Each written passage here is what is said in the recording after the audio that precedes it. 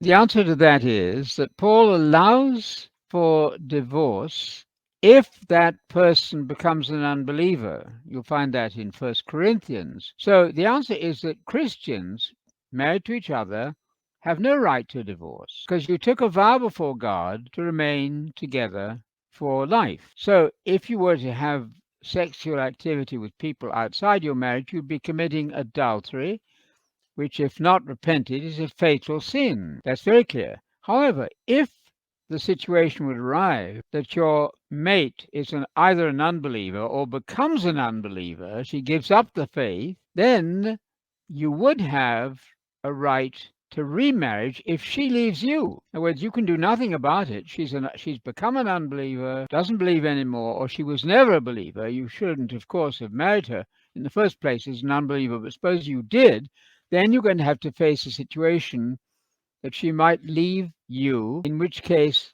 Paul, I think, would allow you a second marriage because that marriage has been annulled because of the mate's unfaithfulness, unrepented.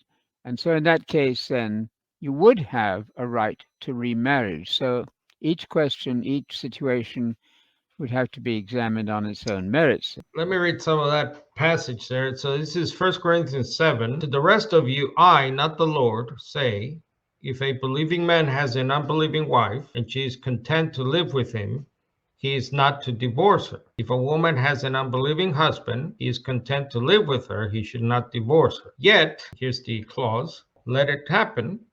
The brother or sister is not bound, in other words, bound in marriage, I think so, yes, in such absolutely. cases, but God has called us to peace. That's, I think, very clear. Not bound, I take to mean not bound by that marriage, therefore free to marry because you're no longer married under that situation. It's Yeah, if possible. you're not married, you're single. That's what I it's would it's argue from as there. simple Yes. as that.